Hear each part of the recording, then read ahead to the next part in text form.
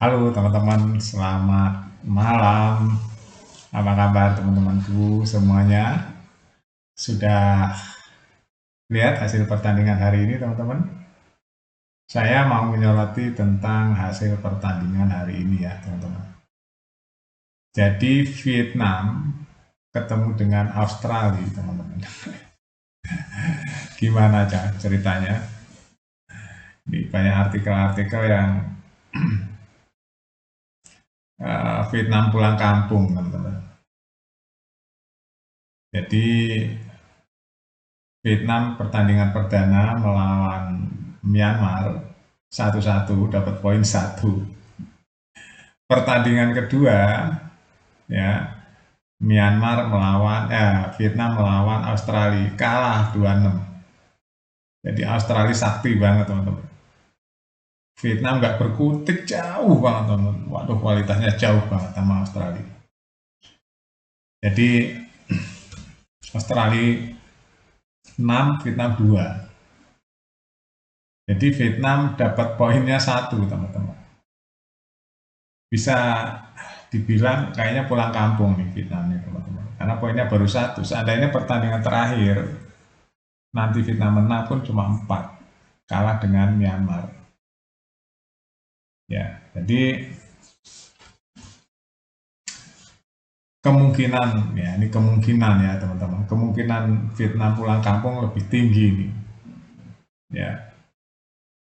Ini baru cerita-cerita yang anti klimaks dari Vietnam selama ini.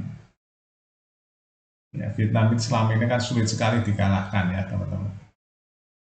Kelompok umur 19 juga sulit dikalahkan, senior apalagi.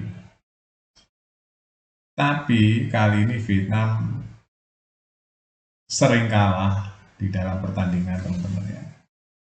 Di senior juga sering kalah ya akhir-akhir ini. U16 juga kalah sama Indonesia tuh, kalau nggak salah 5-0 kemarin kalahnya. Jadi hari ini apalagi U19 kalah telak dari Australia. Ini yang saya bilang Australia ini menjelma sebagai kekuatan leader di Asia Tenggara. Ya. Karena memang permainannya itu memang udah Eropa teman-teman ya. Bolak-balik saya bilang beberapa kali tentang Indonesia kalau target sekarang bukan Vietnam, Thailand lagi, Australia targetnya kalau ingin diperhitungkan. Ya, kalahkan Australia. Dan itu nggak gampang. Mengalahkan Australia nggak gampang. Kenyataannya pemainnya bagus-bagus, fisiknya bagus-bagus. Begitu berjejeran dengan pemain Vietnam jauh lebih besar Australia pemainnya. Ya, mungkin sama Indonesia juga lebih besar Australia kali ini U19 ini. Tinggi-tinggi, gede-gede. Kipernya pun tinggi banget Australia kali ini ya. Ya, jadi Indonesia juga nggak usah takut. Kalau takut nanti kita nggak bisa berprestasi seperti Jepang. Ya, kita harus berkaca seperti Jepang. Apalagi pemain kita sekarang udah tinggi-tinggi. Gimana supaya bisa seperti Jepang? Ya latihannya harus disiplin. Latihan disiplin, kompetisinya disiplin, ya.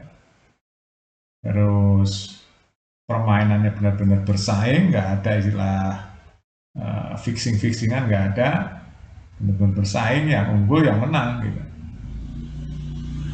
Terus pembibitannya juga dipersiapkan dengan baik sehingga banyak pilihan untuk timnas manggil. Itu yang terjadi di Jepang teman. Ya kan. Nah, kalau begitu yang bakal jadi lawan di semifinal siapa? Ya kita lihat grup C ya teman-teman besok. Berarti yang pasti akan masuk final diperkirakan ya sejauh ini Indonesia dan Australia. Sejauh ini ya yang masih sudah bisa dihitung nih. Indonesia dan Australia tinggal nunggu nanti grup C. Kemungkinan di grup C itu kan ada Thailand, ada Malaysia. Ya kemungkinan nanti di antara dua negara itu yang ketemu Indonesia di semifinal. Ya kalau memang iya ya itu bagus dong kita nggak ketemu Australia di semifinal. Iya kan? Nah, kalau ketemu Australia di semifinal, kita bisa kalah di semifinal mirip-mirip U16 kemarin. Kalau memang cara bermainnya Indonesia masih seperti yang tadi malam.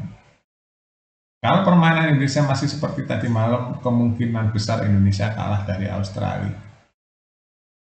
Ya, nggak tahu 3 hari ke depan sampai tanggal 23 mungkin Coach Indra ya mungkin dia memiliki strategi-strategi tambahan yang lain. Tapi kalau monotonnya seperti lawan Kamboja, Indonesia saya perkirakan akan kalah melawan Australia. Tapi saya sebagai pecinta timnas teman-teman ya berharap di waktu 3 hari ini ada beberapa strategi yang nggak bisa kebaca oleh lawan ya dari timnas Indonesia. Saya berharap begitu. Ya kalau kita lihat waktu lawan Kamboja, Indonesia bisa stuck begitu gimana?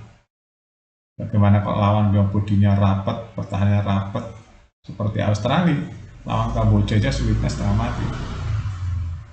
Ya walaupun menang 2-0 ya akhirnya, tapi itu kalau menurut saya harus dievaluasi lagi ya, apakah speednya, apakah pergerakan tanpa bolanya yang harus diperbanyak, apa tusukannya nggak dari samping lagi, dari tengah juga ya, itu nanti hasil latihan 3 hari ke depan itu ya, kita bisa lihat bagaimana.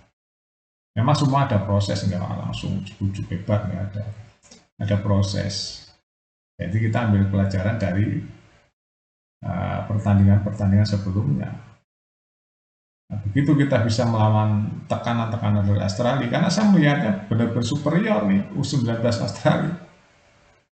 Superior teman-teman. Laos hajar 6-0. Terus Vietnam biasa 6-2. Ya kan? Itu superior teman. Saya lihat permainannya sendiri ya. Vietnam sulit sekali jebol pertahanan Australia. Nah, tapi Vietnam adalah bukan Indonesia kan. Indonesia beda lagi. Indonesia lebih di atas Vietnam kalau menurut saya hari ini ya. Tapi kalau lihat begitu ya berat juga lawan Australia. Satu-satunya jalan ya dimaksimalkan semua oleh anak-anak U19 Indonesia ya, supaya bisa jadi juara kali ini karena ada tembok besar yang namanya Australia itu di U19 ini.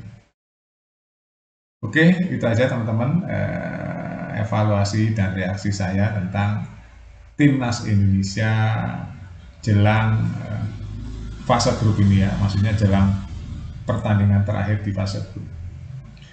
Kita update terus beritanya di Buat Makan TV ya teman-teman, sampai jumpa.